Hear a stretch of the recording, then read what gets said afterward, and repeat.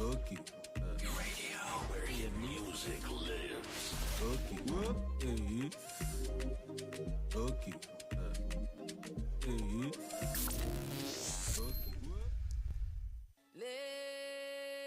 Lift me up. The latest hits and the greatest memories. 88.7 FM. Your friend by your bedside. Diamond FM. The favorite. Diamond 88.7 FM.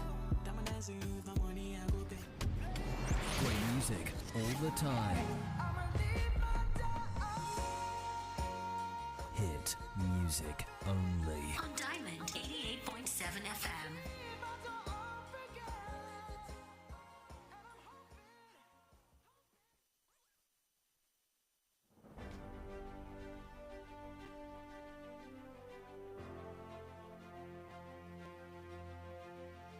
From the news desk at Diamond 88.7 FM, Iroyin, this is news around the world.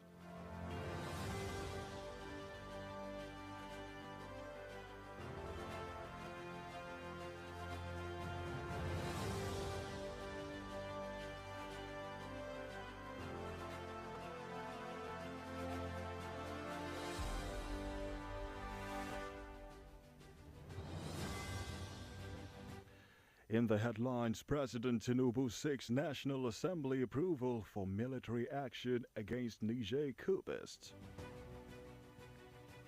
Osun State Governor sends mediation team to address the Kajola market crisis. Lagos House of Assembly sets up committee to investigate doctor's death. On the foreign scene, United Nations shuts its Human Rights Office in Uganda. And in sports, El Kanemi Warriors appoints new head coach. Good evening and thank you for joining us for the news across the world on Diamond 88.7 FM, Ilorin. I am Babatunde, Okunlola. You can listen to us via our website on www.diamondfm.net or watch us live on Facebook at Diamond 887 FM and YouTube Diamond FM Ilorin. We bring you details of the news shortly after this break. Do stay tuned.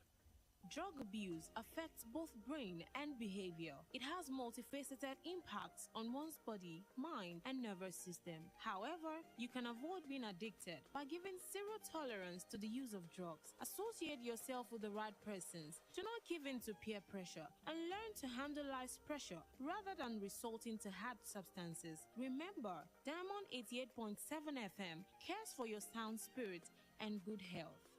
This message is from Diamond 88.7 FM.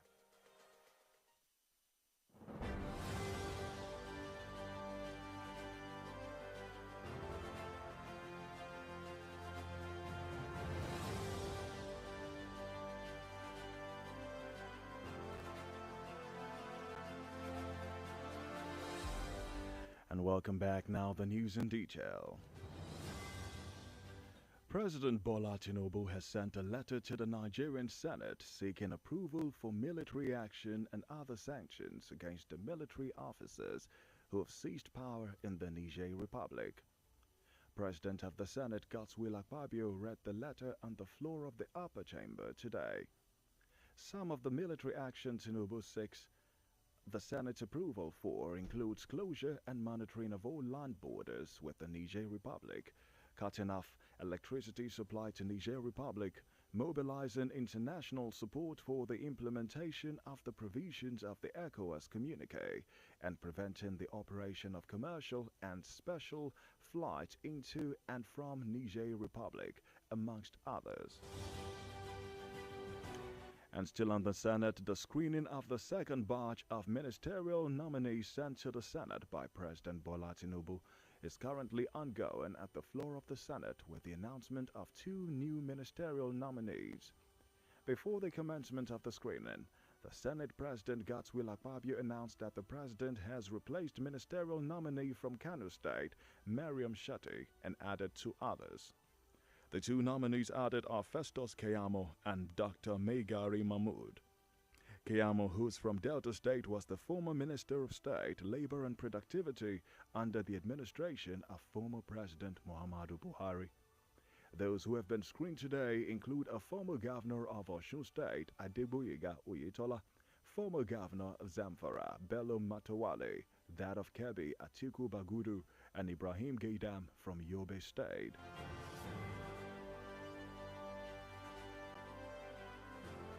Meanwhile, former Abia State Governor Orji Uzo Kalu has commended President Bola Ahmed Tinubu for displaying good understanding of the Nigerian social-political landscape. This, the Abia North Senator says, has been made evident in the recently released ministerial list of the president. In a video posted on his official Facebook page today, Senator Kalu said, President Tinubu has shown a deep understanding of the intricacies and challenges of the nation's polity. He, however, appealed to him to nominate one more from the Southeast Zone to be able to have the sixth and a bid to respond to the yearnings of the people. Tinubu has shown capacity and understanding of the rudiments of political process because they have used people who went with him. I can count countless of all of them there. You talk about Badaro, you talk about Erufai, you talk about Batawa Wale, you talk about many people there than Nkiroye George. All of them that in the list, they all campaigned for him.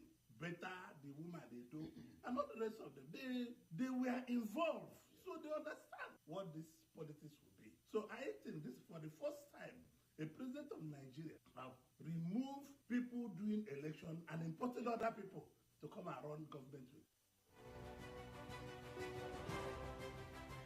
And still in the news, Osun State Governor Ademola Adeleke has called on warring market factions at the Kajola town to end the feud and confrontations to allow mediatory intervention by the state government.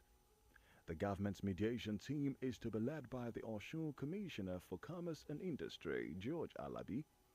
In a statement issued today and signed by the governor's spokesperson, Olawale Rashid, Adeleke called on market leaders to remain calm as the Commissioner for Commerce and Industry had been directed to wade into the matter with immediate effect. According to the statement, all factions are enjoined to stop hostilities pending the outcome of the mediation, and no one is to take laws into their hands. The West African Examination Council, WAEC, today presented the certified true copy of Governor Dapo Abiodun's WAEC certificate before the State Election Petition Tribunal. An INEC official, Mr. Fasasi Sarafa, appeared before the tribunal sitting in Abeokuta metropolis. The Examination Council was subpoenaed to tender Abiodun's O-level certificate following allegations of certificate forgery leveled against the governor by one of the witnesses called by the People's Democratic Party in the course of proceedings at the tribunal. All counsels to the respondents expressed no objection to the certificate tendered, but counsel to petitioners, Gordy Uche, Senior Advocate of Nigeria, said he had reservations concerning the copy of certificate brought by WAEC in comparison with what was earlier submitted by counsel to Governor Abiodun. The Lagos State House of Assembly has inaugurated an 8-man committee to investigate the elevator accident that led to the death of a medical doctor, Vuaere Diaso, at their staff quarters in Lagos. The House also summoned the Permanent Secretary, Lagos State Ministry of Health, Chief Medical Director of the hospital and staff who had roles in the incident.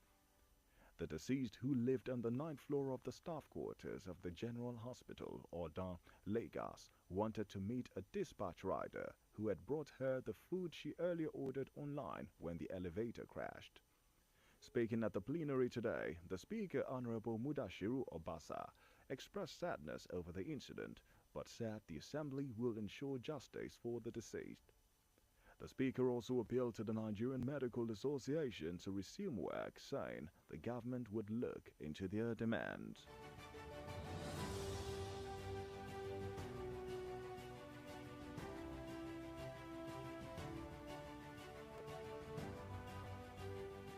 And And the news across the world is reaching you from Diamond 88.7 FM, Ilorin.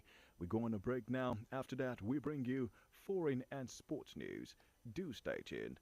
We'll be right back. Is there any opportunity in this country? May I don't lose hope. Oh my God, Jackpot. Leaving the country may not be the solution that you think it is. Don't make leaving Nigeria the only solution to your life's challenges. Japa because you want to, but stop raising it as a solution to national issues that you can work on and fix. Nigeria will always be your home, and together we can make it better. This message is reaching you from Diamond 88.7 FM, Ilorin.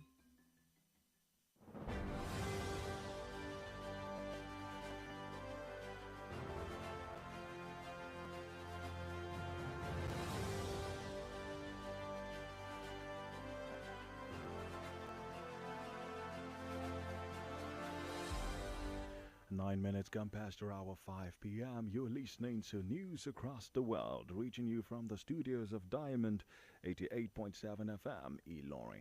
On to the foreign scene. On the foreign scene, after 18 years of operating in Kampala, the United Nations Human Rights Mission will close on Saturday because the Ugandan government has ended its mandate. The development comes after Uganda passed some of the world's harshest anti-same-sex laws against the advice of local and international rights groups, including the UN. In a statement today, UN High Commissioner for Human Rights Volker Turk said he was urging the government to ensure Uganda's national human rights body can function effectively and independently as the main body tasked with human rights oversight in the country. He expressed concern about the run-up to elections in 2026, saying human rights defenders, civil society actors and journalists in Uganda were operating in an increasingly hostile environment. And still on the foreign scene, France has rejected the Niger junta's move to cut bilateral military pacts, saying only the West African country's legitimate leadership is entitled to do so. The military junta in Niger Republic had earlier today announced that it had severed relationship with Nigeria, France and other countries after the peace talks delegates sent by the Economic Community of West African States failed. However, France's foreign ministry said the declaration is futile because the legal framework of France's defense agreement with Niger is based on accords signed with the legitimate Nigerian authorities. The Niger coup leaders had earlier on Thursday revoked a raft of military cooperation agreements with France.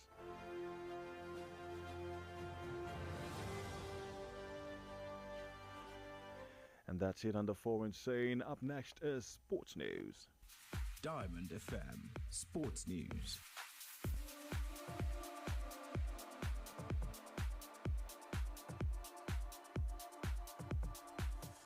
In our sports update, El Kanemi Warriors of Maiduguri has appointed Aliou Zubair as the new head coach ahead of the 2023-2024 Nigerian National League season. Zubair signed a 2-year contract with the Borno Army. It will be recalled that the newly appointed head coach left Gombe United after the expiration of his contract at the end of the 2022 to 2023 Nigerian Professional Football League season. Zubairu expressed delight in joining El Kanemi Warriors, which he described as his home.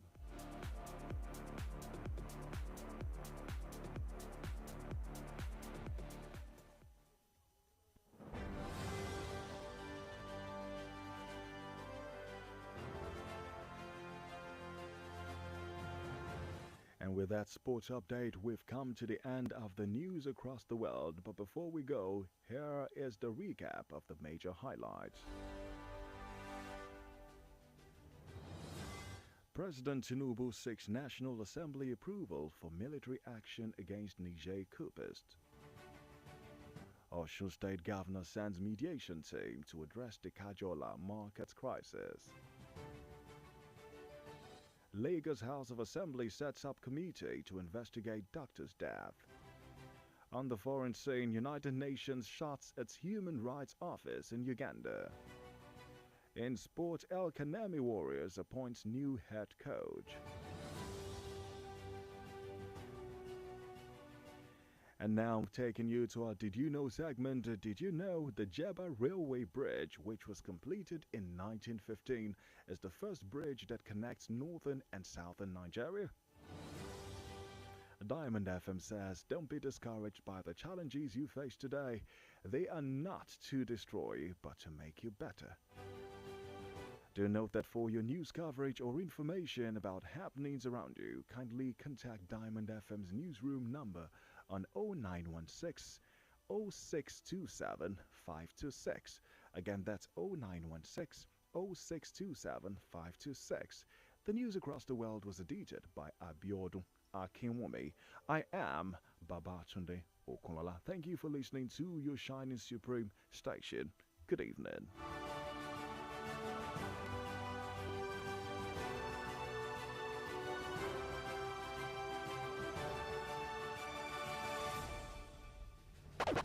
Home of hits music.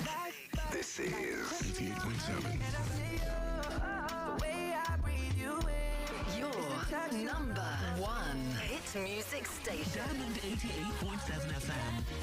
Nothing but the biggest hits. This is 88.7.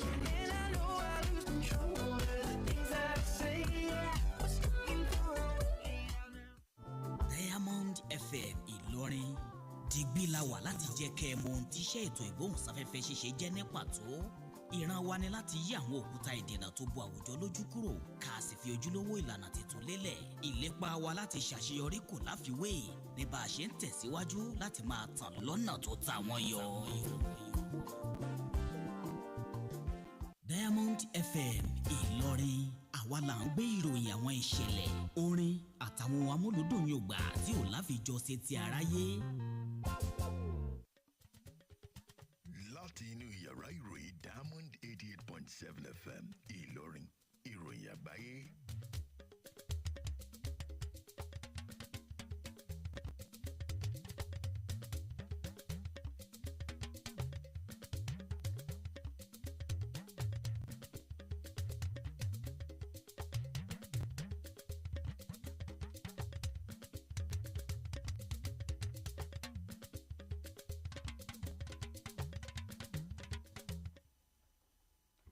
Ẹ̀kúrọ̀lẹ́, èyí ni ìròyìn kákàkiri àgbáyé láti iléeṣẹ́ wa Diamond 88.7 FM Ìlọrin. Ṣáájú ẹ gbọ́ àwọn kókó tó wà nínú ìròyìn náà. Ààrẹ Tinubu ti pè fún ìgbésẹ̀ àjọ ọmọ ogun tako ikọ̀ adìtẹ̀gbàjọba nílẹ̀ Níjẹ̀. Gómìnà ìpínlẹ̀ Ògùn ti ṣàgbékalẹ̀ ikọ̀ olùpẹ̀tùsáwọ̀ lásìkò ọjà lórí ọ̀rọ̀ ọjà Kájọlà. Ilé ìgbìmọ̀ aṣòfin ìpínlẹ̀ Èkó ti ṣàgbékalẹ̀ ìgbìmọ̀ olùṣèwádìí lórí ikú dókítà kan. Lẹ́ka ti ilẹ̀ òkèrè àjọ ìṣọ̀kan àgbáyé ti ti ilé-iṣẹ́ wọn tó ń bẹ ní ilẹ̀ Uganda pa.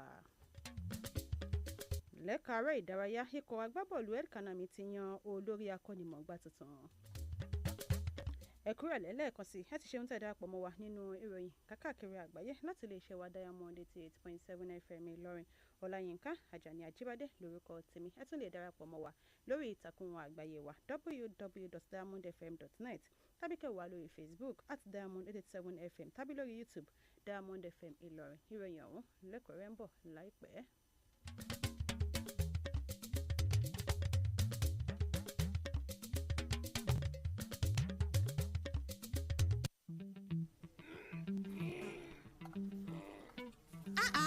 Ìwọ ló bẹ̀rẹ̀ síbẹ̀ o.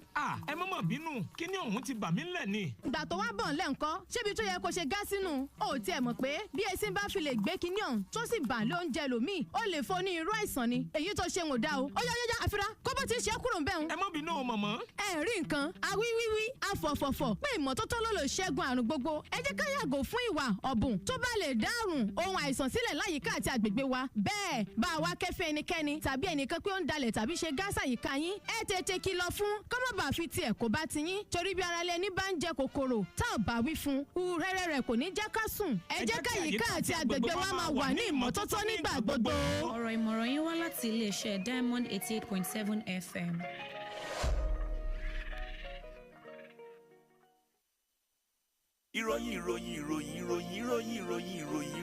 ìròyìn ẹ̀kúnrẹ́rẹ́ láti ilé iṣẹ́ Diamond FM.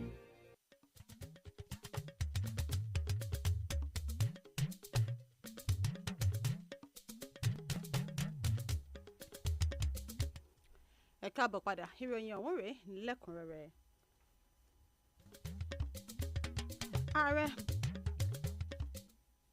ààrẹ bọ́lá tinubu ti kọ̀wé ránṣẹ́ sí ìgbìmọ̀ asòfin ní èyí tí ó fi ń béèrè fún àṣẹ lórí ìgbésẹ̀ àjọ ọmọ ogun àti àwọn ìjìyà mìíràn tako àwọn òṣìṣẹ́ ọmọ ogun tí wọ́n dìtẹ̀ gbàjọba lórílẹ̀‐èdè Niger. ààrẹ ilé ìgbìmọ̀ asòfin Godswill Akpabio ni ó ka lẹ́tà yìí sí etí gbogbo ilé lónìí. lára àwọn ìgbésẹ̀ àjọ ọmọ ogun tí ààrẹ tinubu ń béèrè àṣẹ lé lórí ni títìpa àti ṣíṣe àmójútó àwọn ẹnu ibodè ilẹ̀ wa pẹ̀lú ilẹ̀ Niger, gígé iná mọ̀nàmọ́ná ilẹ̀ Niger, pípè fún àtìlẹ́yìn àwọn orílẹ̀-èdè yòókù lórí gbígbégi dí ètò ìrìnnà ojú òfurufú wọ ilẹ̀ Niger tàbí jáde ní ilẹ̀ Niger àti àwọn ìjìyà mìíràn bẹ́ẹ̀ bẹ́ẹ̀ lọ.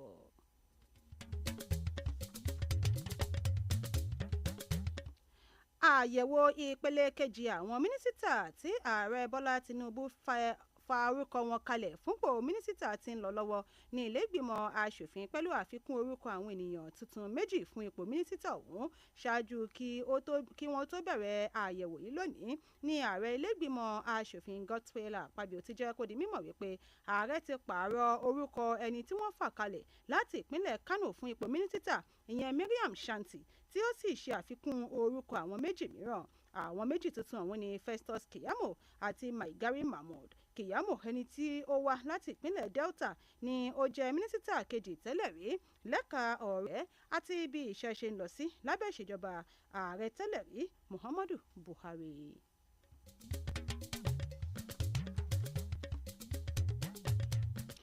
ẹ̀wẹ̀, gómìnà tẹ́lẹ̀rí ní ìpínlẹ̀ Abia Orji Uzor Kalu ti gbé oríyìn fún ààrẹ Bọ́lá Tinubu fún níní àgbọ́yé lórí ẹ̀ka ètò òṣèlú ilẹ̀ Nàìjíríà. aṣòfin lápá àríwá ìpínlẹ̀ Abia yìí ní wípé tọ́ka sí àwọn àgbékalẹ̀ orúkọ àwọn mínísítà látọwọ́ ààrẹ gẹ́gẹ́ bí ohun tí ó wòye sí, gẹ́gẹ́ bí ohun tí ó fi lérò wípé ààrẹ Tinubu ní àgbọ́yé ọ̀rọ̀ nípa ilẹ̀ Nàìjíríà. nínú ẹ̀rọ fídíò tí ó fi sórí ẹ̀rọ Facebook rẹ̀ lónìí, níbẹ̀ ni aṣòfin Kálù ti ní wípé ààrẹ Tinubu ti ṣe àfihàn wípé òun ní òye kíkún nípa àwọn ìpèníjà tó ń dojúkọ ilẹ̀ Nàìjíríà. ó wá pàrọwà sí ààrẹ láti yan ẹnìkan sí láti apá gúúsù ìlà oòrùn láti lè fi jẹ́ kí iṣẹ́ kí ó yá kánmọ́kánmọ́ lórí dídáhùn sí ìpèníjà àwọn ènìyàn.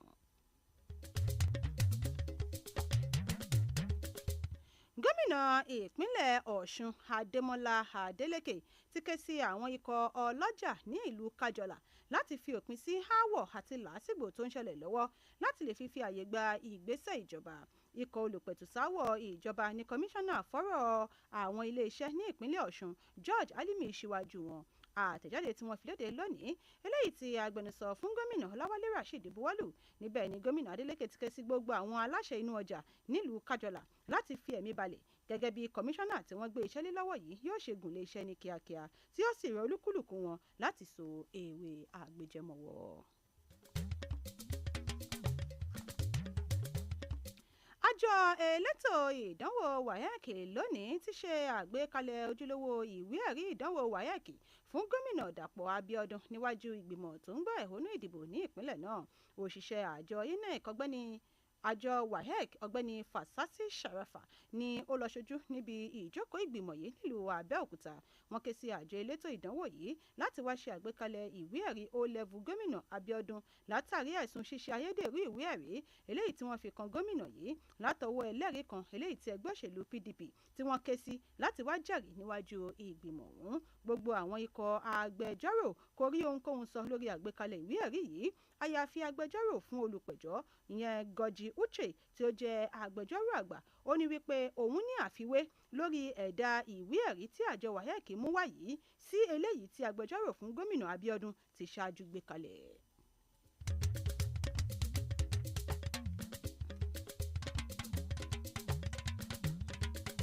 ilé ilé ìgbìmọ̀ aṣòfin ìpínlẹ̀ Èkó ti ṣe àgbékalẹ̀ ìgbìmọ̀ ẹlẹ́ni mẹ́jọ láti lọ ṣèwádìí ẹ̀rọ àkàbà ìgbàlódé ìyẹn elevator tí ó ṣokùnfà ìṣẹ̀lẹ̀ ikú dókítà kan ìyẹn Nware Diaso ní ilé ìgbé àwọn òṣìṣẹ́ ilé ìwòsàn náà ní ìpínlẹ̀ Èkó.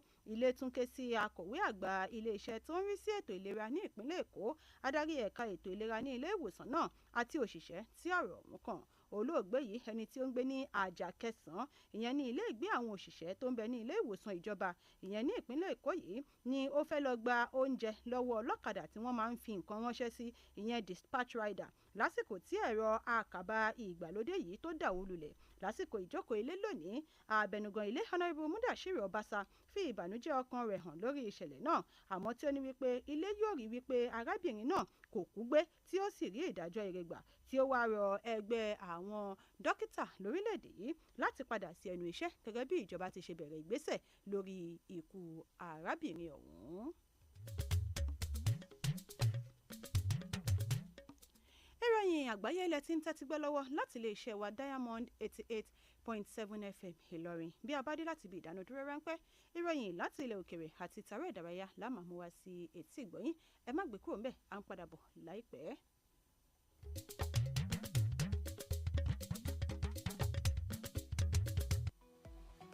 Ẹ darapọ̀ mọ́ wa ní ìtàkùn káyélujára wa, ìtàkùn ìbádọ́rẹ̀ẹ́ Facebook, ìtàkùn abẹ́yẹfò Twitter àti Instagram lórí Diamond 887 FM. Diamond FM, shining supreme.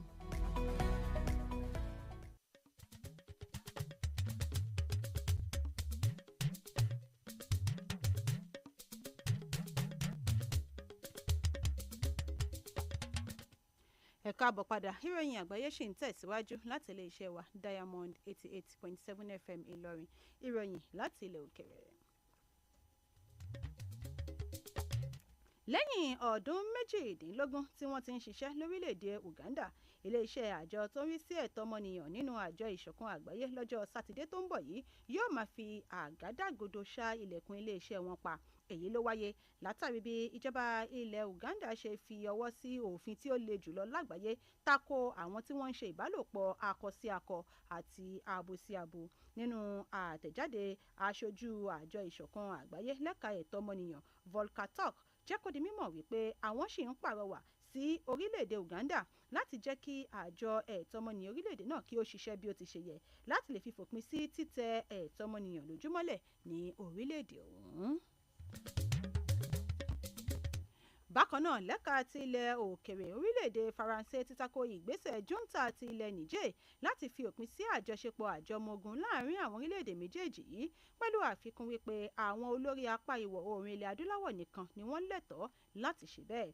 Àjọ ọmọ ogun junta nílẹ̀ Niger Republic lónìí ti ṣáájú kéde wípé àwọn ti wọ́gi lé àjọṣepọ̀ pẹ̀lú ilẹ̀ Nàìjíríà, France àti àwọn orílẹ̀-èdè mìíràn lẹ́yìn ìgbà tí ètò ìpẹ̀tùsáwọ̀ àjọ ECOWAS tí ó ti forí ṣọpọ́n.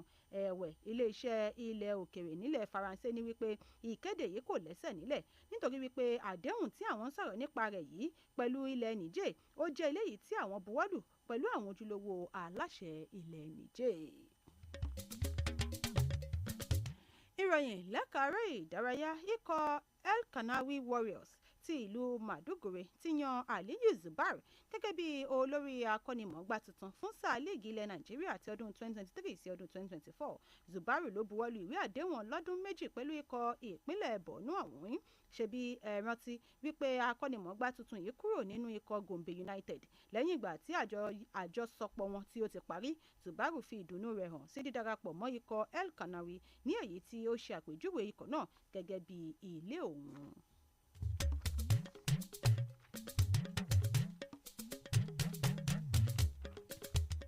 Ṣáájú kí a tó máa dánu dúró nínú ìròyìn àgbáyé fún ti ọjọ́rọ̀ tòní, ẹ tún tẹ́tí gbọ́ àwọn kókó tó wà nínú ìròyìn ọ̀hún lẹ́ẹ̀kan sí i. Ààrẹ Tinubu ti pè fún ìgbésẹ̀ àjọ ọmọ ogun tako ikọ̀ adìtẹ̀gbàjọba nílẹ̀ Niger.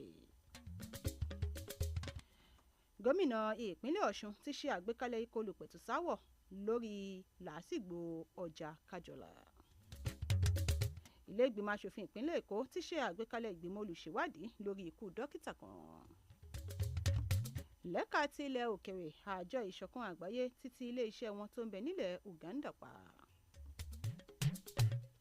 lẹ́ka aré ìdárayá ikọ̀ agbábọ́ọ̀lù El Canary ti yan olórí akọ́nimọ̀ọ́gbá tuntun.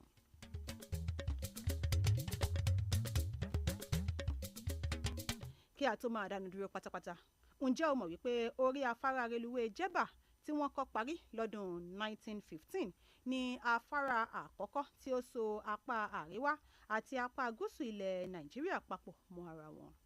iléeṣẹ́ Diamond FM wa ń gbà ọ́ níyànjú wípé kí o má ṣe káàárẹ̀ lórí àwọn ìpèníjà tí ó ń dojúkọ ọ́ lónìí nítorí wípé ìpèníjà kì í ṣe láti fi ba ayé èèyàn jẹ́ bí kò ṣe láti fi tún ayé ènìyàn ṣe. bẹ̀bá ní èyíkéyìí ìròyìn tẹ́fẹ́ fi tó yàrá ìròyìn iléeṣẹ́ wa Diamond 88.7 FM Ìlọrin létí ẹ lè pe yàrá ìròyìn wa sórí 091 60 62 7526. Abíọ́dún Akínwùmí lólóòtú ìròyìn yìí, Ọláyínká Ajani Ajibade ló tún lọ́ka sí etí ìgbọ́yìn. ẹ ṣeun bí ẹ ti ṣe ń tẹ́tí gbọ́ wa níkànnì Diamond 88.7 FM Ìlọrin, your shining supreme. Ó dìgbà.